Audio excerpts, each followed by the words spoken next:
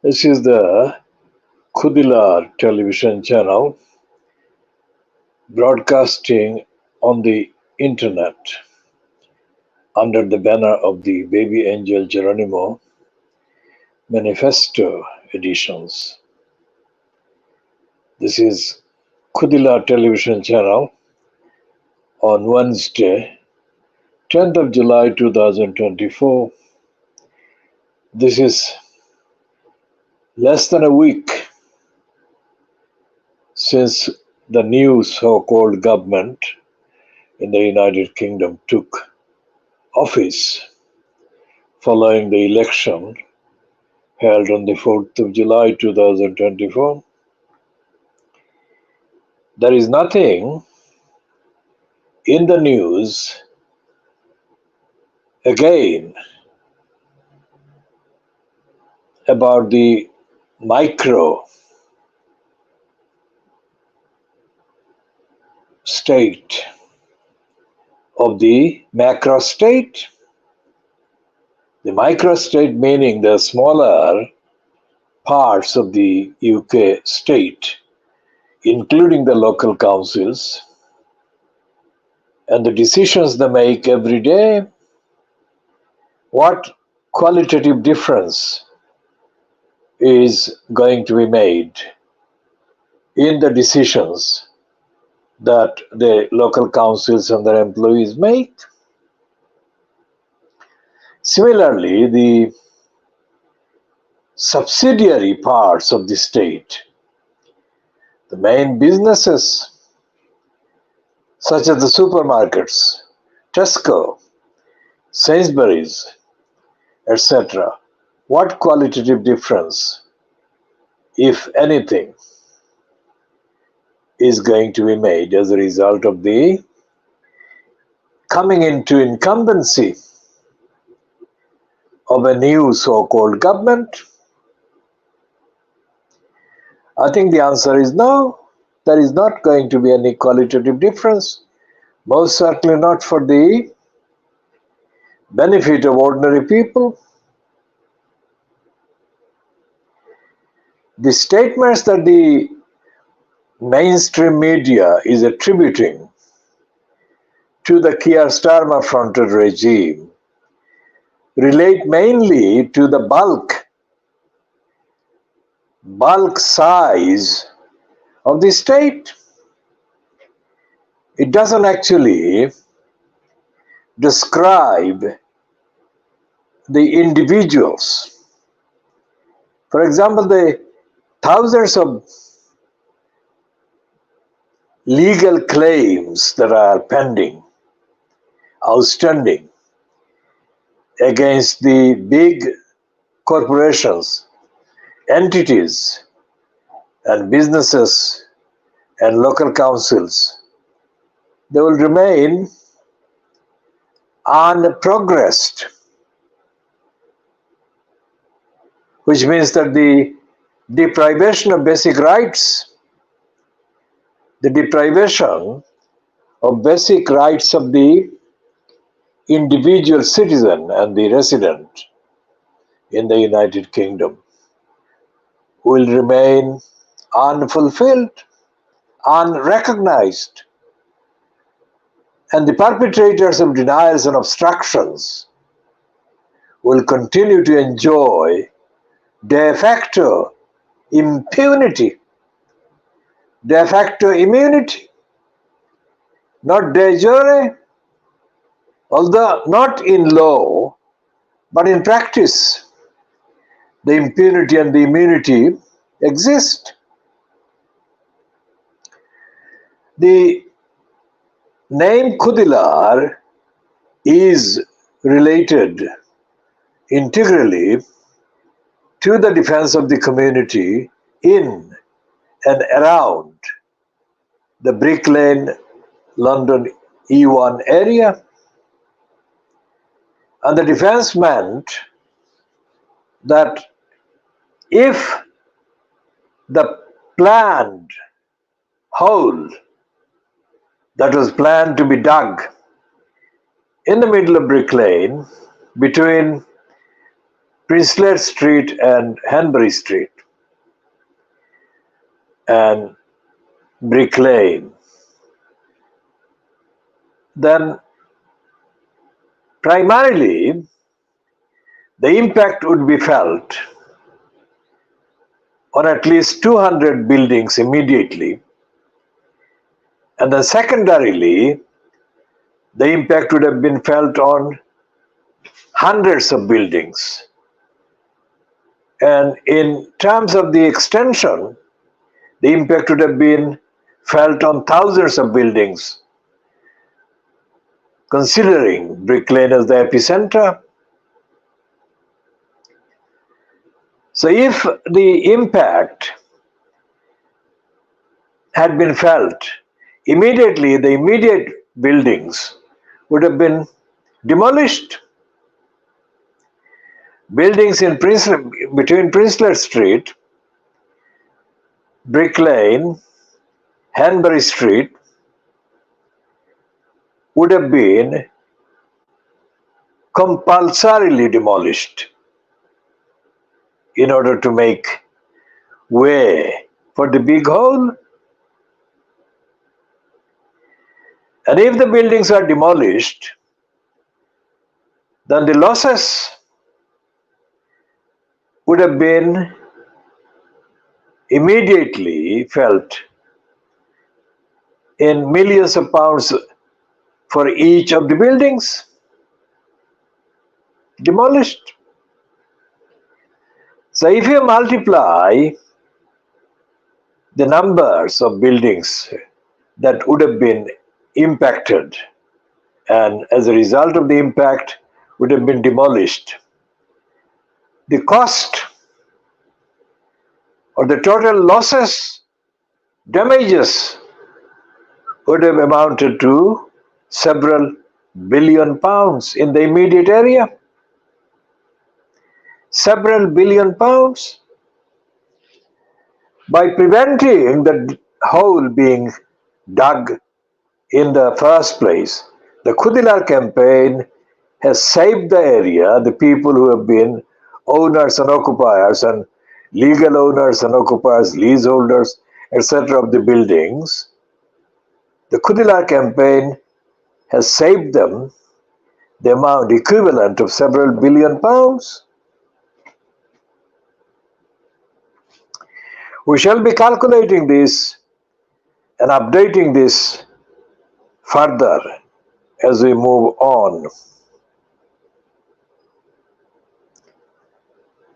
The same thing about the role of the local state. As we have been saying about Shamima Begum, Sharmina Begum, and the two other girls that were children when they were brainwashed, groomed,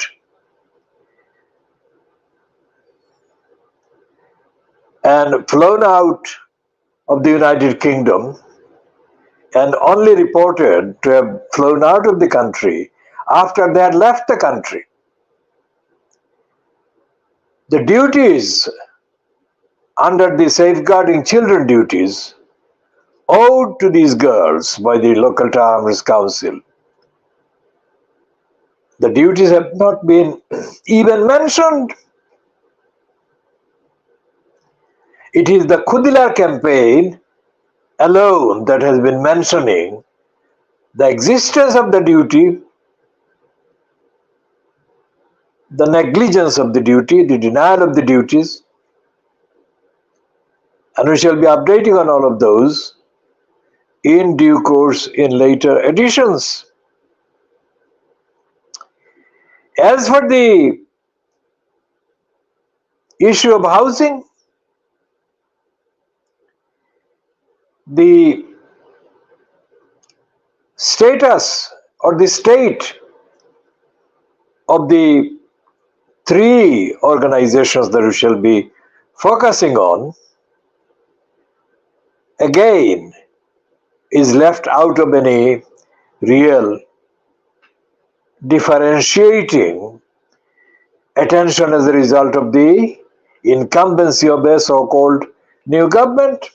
One is Poplar Haque, One is the Tar Hamlets Community Housing, and the other is the Spitalfields Housing Cooperative, which has since been changed into Spitalfields Housing Association.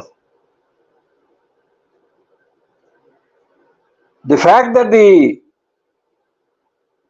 now abolished Greater London Council made significant original contribution for the founding of the then Spitalfields Housing Cooperative, which came into real effect starting in the 1980s, is very significant. We shall be going through item by item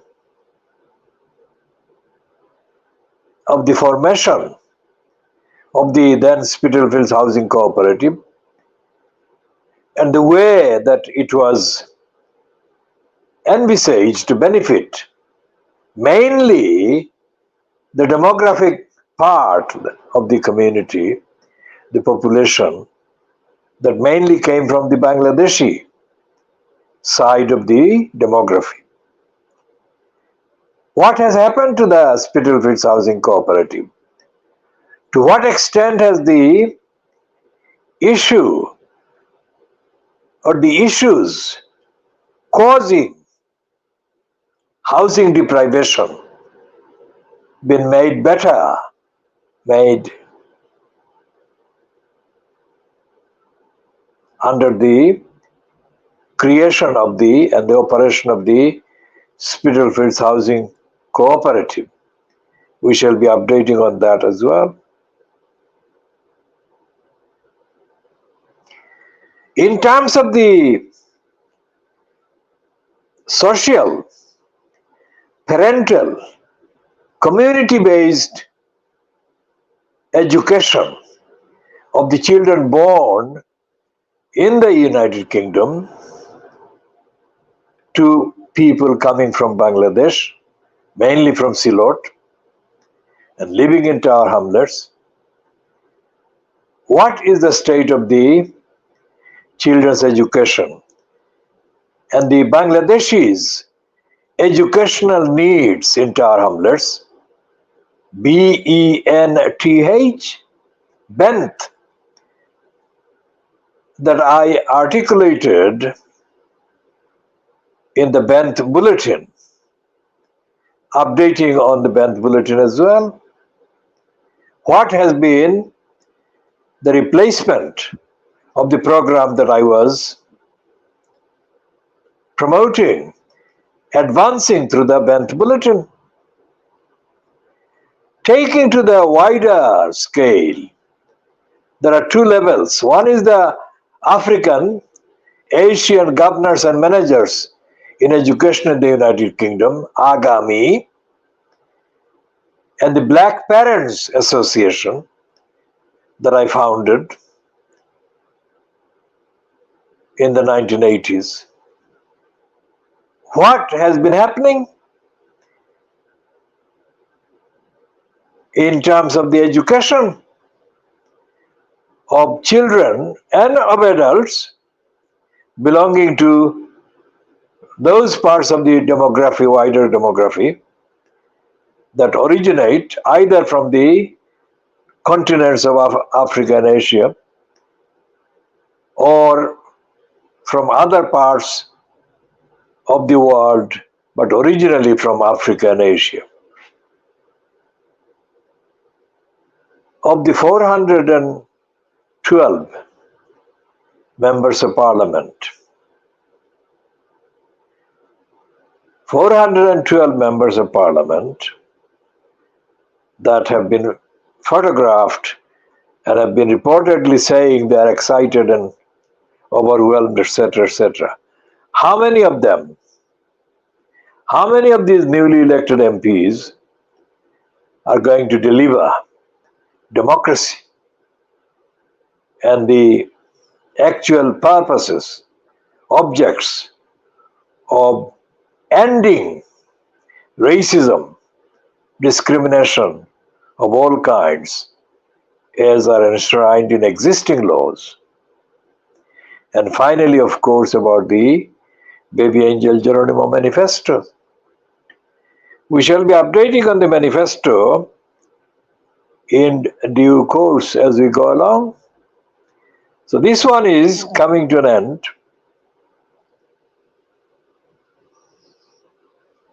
at 09:07 hours GMT. And this is part A coming to an end at 09:07, 09:08 hours GMT on Wednesday, the 10th of July, 2024.